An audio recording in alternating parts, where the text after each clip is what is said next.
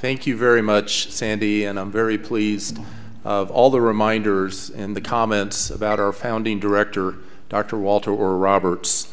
And in fact, I'm extremely delighted tonight that we have several members of his family here with us. This includes his son, John Roberts, and his wife, Elaine, over here. Walt's grandson, Scott McCarthy, and his wife, Carrie.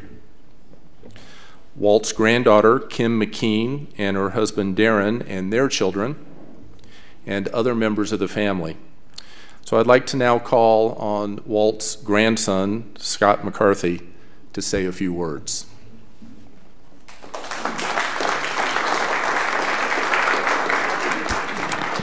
Good evening. My 8-year-old nephew, Jack, is here. Flew all the way from San Diego just for this, and we were up here earlier hiking up on the trail and walking around NCAR, and then earlier tonight he said, "You got to tell everybody that you're Walt's grandson." So, hi, I'm Scott McCarthy, and I'm Walter R. Roberts' grandson. Very honored to be able to say a few words on behalf of the Roberts family. I actually wrote a speech, and it's not very good, so I'm not going to read it. I'm just going to wing it.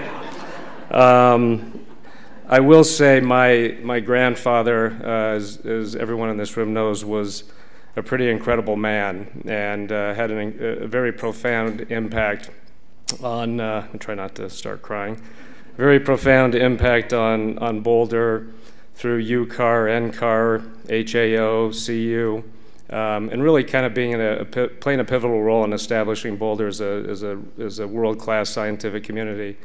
I must say, though, that my grandmother was pretty incredible herself. Janet Roberts spent many years on the Boulder City Council, was very active in politics here in Boulder, and you know, had a number of very important social issues that she was very passionate about. So, you know, my experience, my parents moved me, before my sister Kim was born, moved me down to Albuquerque when I was 10 months old, for which I never forgave them. But we would come back up to Boulder 2-3 times a year and, you know, come up with my grandfather up to NCAR. And, you know, to me, I thought he owned NCAR. I didn't realize. That's not a joke. I really did. But we would come up here and, you know, go to the cafeteria. I think Professor Leslie mentioned how he enjoyed that. My grandmother would bring us up here, go to the cafeteria. I remember that Cray computer. I think it was the Cray 1 that, you know, this was the 70s, so, you know, I had no idea what a computer was. It looked like a big, ugly piece of furniture. It was actually a big, ugly piece of furniture. You know, just walking around with him, he loved to show off the building. He loved to show off everything that was going on here. More than anything, he loved the people and the work that was being done here, and that was very evident in when you got up here with him. Same thing with my grandmother. I think the most annoying thing, Kim will attest to this, was walking around town with the two of them, because you would walk 5 feet and it would be Walt, Janet, Walt, Janet. You know, they were just, they were definitely icons in this town, and you know, it was pretty incredible. I will say, we had to call them Papa Roberts and Mom Roberts, not Granny and Papa or Grandpa and Grandma. It was Papa. Actually, they wanted us to call them Walter and Janet, and my mom said no. We're not going to do that. So that was the compromise. Listening to Professor Leslie speak tonight, I realized a few things of my grandfather rubbed off on me. Not enough. This apple fell pretty far from the tree, but a couple things rubbed off. I was definitely always loved math and sciences as a kid. I had the privilege of going to Harvard many years after him, albeit at the business school, which is probably the least impressive of the schools at Harvard. Became a pilot. He was always very passionate about flying. But Professor Leslie told a story tonight that made me realize there was one other thing I didn't realize. The fact that he would come up here and sit on the Mesa and drink wine.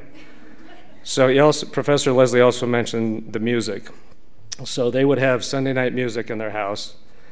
You know, a bunch of people would come over, they would turn down the lights, the wine would come out, and this god-awful music would come on.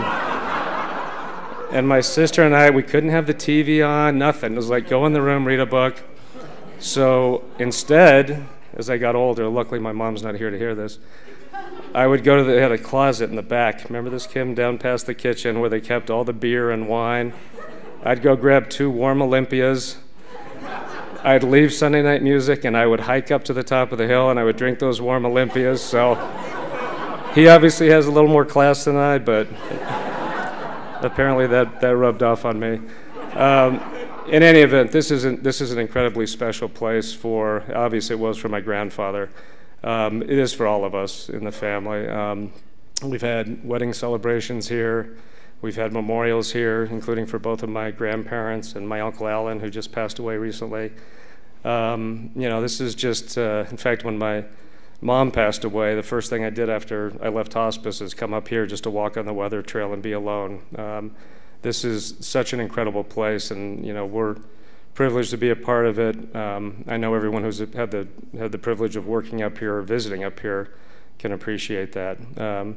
So thank you to NCAR for including all the Roberts in this. We really appreciate it, and congratulations on 50 years. Thank you.